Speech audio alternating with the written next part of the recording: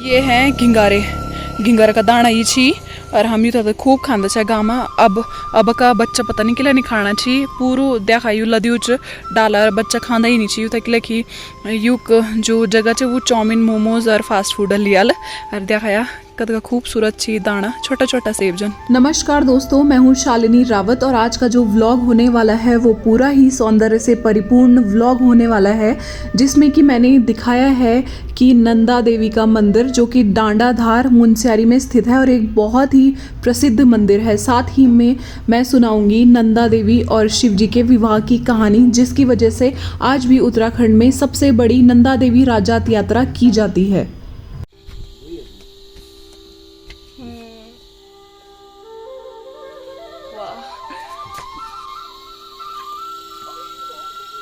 हाँ तो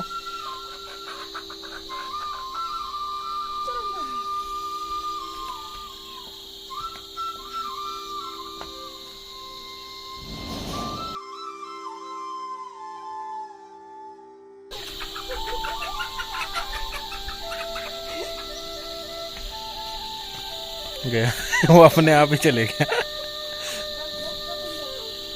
अपने आप ही चले गया कहते पकड़ने। दोस्तों हम वहाँ से आए हैं मेन मुनस्यारी मार्केट से इधर, और हम चले गाड़ी में आए हैं 3 किलोमीटर की दूरी पे। और आप ये देख सकते हैं पूरा जोहार घाटी का नज़ारा। अभी बादल लगे हैं, आज भी पंचाचूली नहीं दिख रहा है। और ये मेरे साथ में देखिए अतुल और ये अब हम जा रहे हैं नंदा देवी। और यहाँ पे जो हर कुमाऊँ और गढ़वाल की इष्ट देवी कुल देवी माना जाता है वो नंदा देवी को ही माना जाता है। तो उसके लिए यहाँ पे बहुत ही फेमस टेम्पल है जिसको नंदा देवी कहा जाता है। और अभी देखते हैं ऊपर जाके क्या होता है, कितना है, कैसा व्यू है। वहाँ से व्यू बहुत अच्छा आता है। तो हम यहाँ से यात्रा शुरू करते हैं। जय नंदा देवी।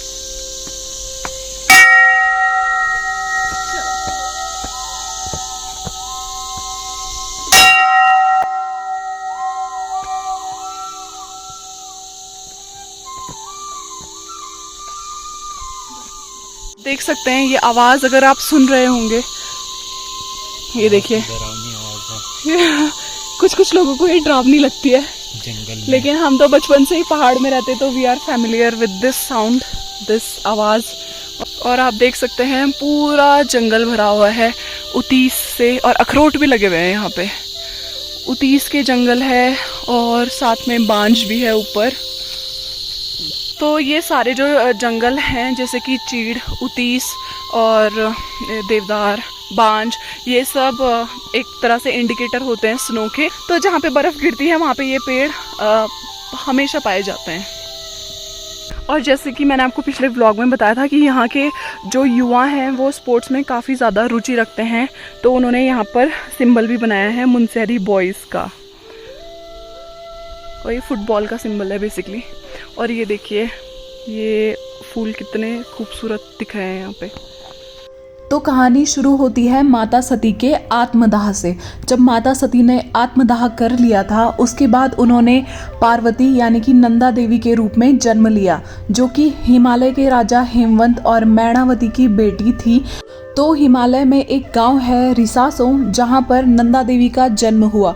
और जो रिसासो है वो कुमाऊं और गढ़वाल के बीचों बीच है, इसलिए कुमाऊं और गढ़वाल में हर साल नंदा अष्टमी और नंदा देवी राजात यात्रा 12 साल में आयोजित की जाती है। तो जब नंदा देवी की शादी हुई तो उनको शिवजी के साथ कैलाश जाना था, और कैलाश जाने के बीचों बीच उनको 18 पड़ाव पार करने पड़े, यानी कि गांव, एक गांव से दूसरा गांव, तीसरा गांव, इस तरह से उनको 18 पड़ाव पार करने पड़े। जिसकी वजह से आज भी जो नंदा देवी राजात यात्रा होती है उसमें भी श्रद्धालुओं को 18 पड़ाव पार करके जाना होता है।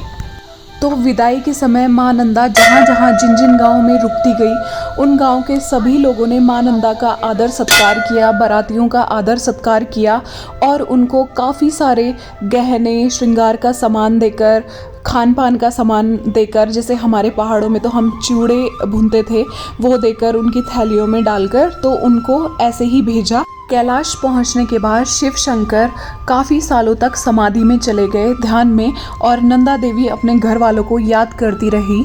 और उन्होंने शिव शंकर को एक दिन समाधि से भंग करके बोला कि मुझे अपने घर वालों की याद आ रही है, 12 साल से मैं घर नहीं गई।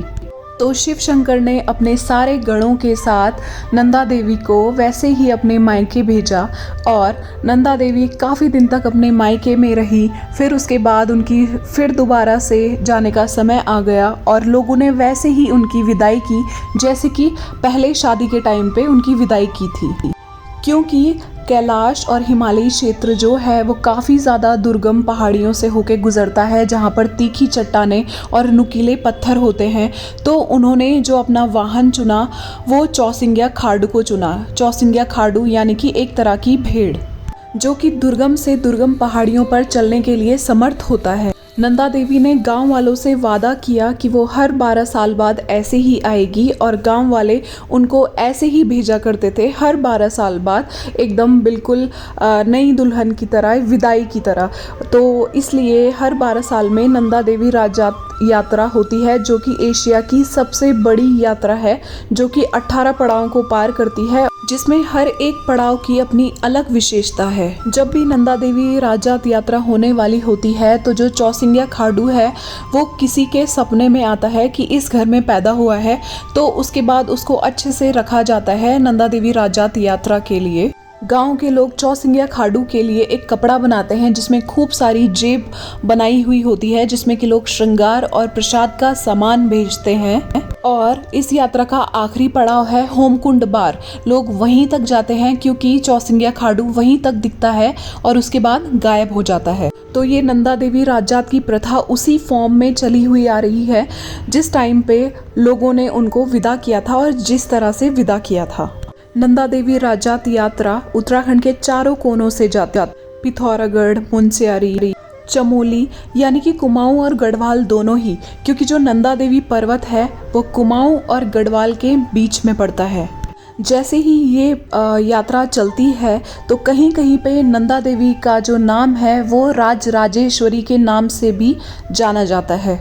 जो आखिरी यात्रा हुई थी वो हुई थी 2014 में, क्योंकि 2013 में केदारनाथ की आपदा आई थी, जिस वजह से ये यात्रा स्थगित कर दी गई थी। और अब जो अगली यात्रा होगी वो होगी 2025 में। तो आप लोग जरूर आइएगा नंदा देवी राजात यात्रा में। नंदा देवी की जय। और ये देखिए कितने खूबसूरत पौधे हैं, और मेरा कुर्ती भी मैच कर रहा है इससे।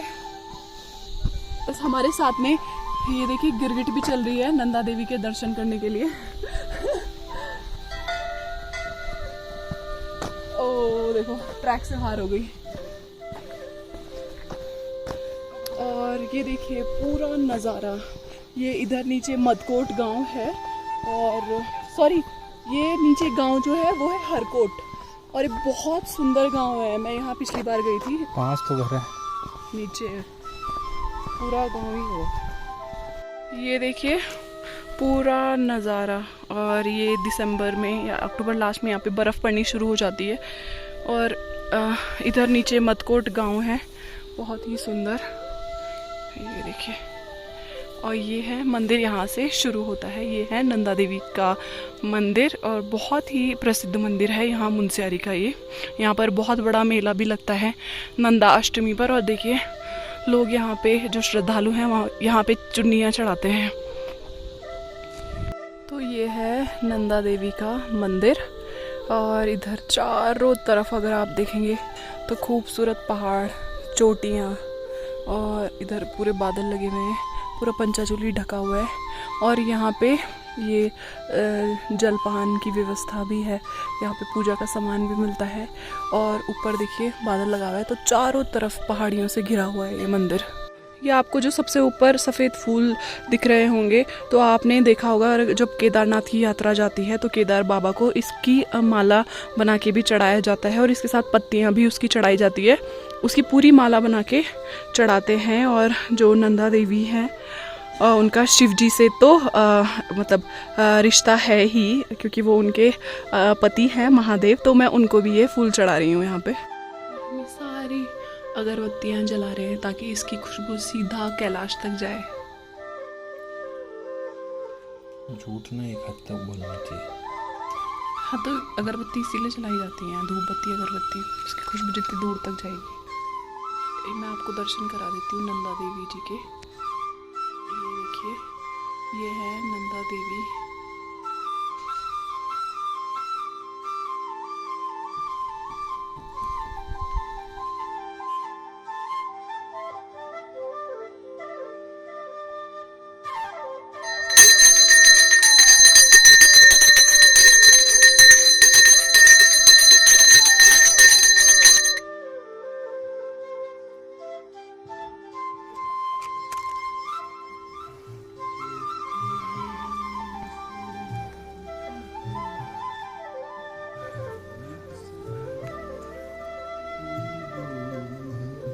देखिए, ये आंटी धारचूला से हैं और इन्होंने गले में जो माला पहनी है ये धारचूला में पहनी जाती है। मूंग की माला इसको बोलते हैं। और ये जो इन्होंने मंगलसूत्र पहना है इसको कुमाऊं में ज्यादातर पहनते हैं। और आप इनका टीका भी देख सकते हैं, लंबा टीका।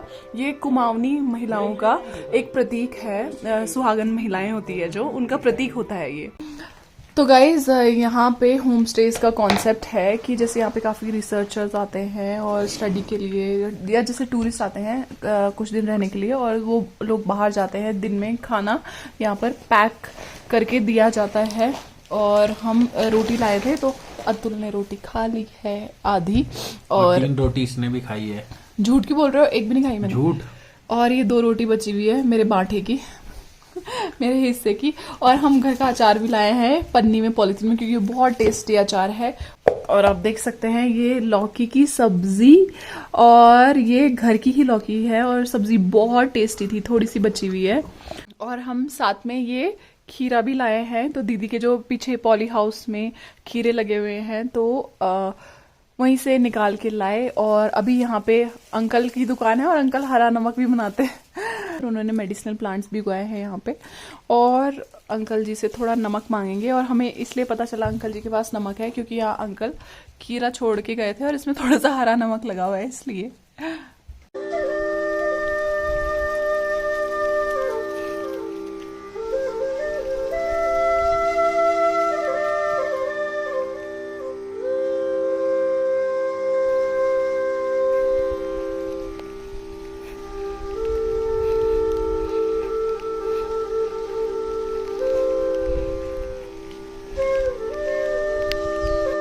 और आप ये देख सकते हैं खूबसूरत सी पेंटिंग जिसमें मोनाल है हमारा राज्य पक्षी, और एक शौका महिला की ड्रेस। विद्या खदी उपहार जोहार वैली पूरी जोहार घाटी च रही देखा इन्हें गिंगोरा पक्याची गिंगोरे। तो अभी हाल ही में इस पे एक शोध हुआ था। और ये जो घिंगोरे हैं ये हमारे वाइल्ड फ्रूट्स हैं और काफ़ी ज़्यादा मीठे होते हैं। जब इंटरवल होता था स्कूल में गांव में तो हम इसको खूब खाते थे। और जितने टाइम इंटरवल होता था उतने टाइम हम ये पौधों से निकाल के इसको खाते रहते थे।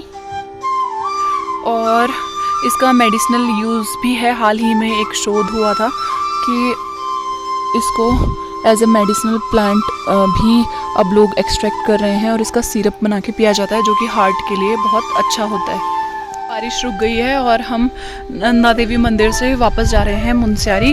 और हो सके तो हम जाएंगे अभी मुनस्यारी म्यूज़ियम, जहाँ पे Bhotia culture, traditional medicinal plant और उनका जो रहन सहन है, पारंपरिक तरीके से जिस तरह से वो रहते हैं, और क्या वहाँ का इतिहास है जब जोहार के लोग और भोटिया जो जनजाति जब यहाँ भारत से और तिब्बत के लिए व्यापार करती थी। और ये बीच में आप छोटा सा पैच देख रहे होंगे, ये है काली नदी। तो काली नदी के इधर ये भारत है और इधर की साइड ये नेपाल पड़ जाता है। और दूसरी तरफ एक तरफ यहाँ से तिब्बत बॉर्डर लगता है, तो तिब्बत उधर की तरफ, जिसको अब हाल ही में हम चाइना कहते हैं। और ये देखिए एंटायर मुनस्यारी, और ऊपर ये छोटे मोटे गांव हैं मुनस्यारी से ऊपर। और नीचे आप देख सकते हैं किस तरीके से लैंडस्लाइड हुआ है बहुत बुरी तरह से। और यहाँ पे सड़कें ऐसे ही टूटती रहती हैं। हाय, ये लो, ये लो, लो। खाते हो आप ये दाने? अच्छे होते हैं ना? क्या बोलते हैं यहाँ पे? क्या बोलते हैं? घिंगारू। अच्छा ठीक है, बाय। दूध लेके जा रहे हो? कहाँ? कहाँ से? अच्छा अच्छा ठीक। घर कहाँ है आपका? अच्छा अच्छा ठीक है, बाय। बाय छोटू, बाय।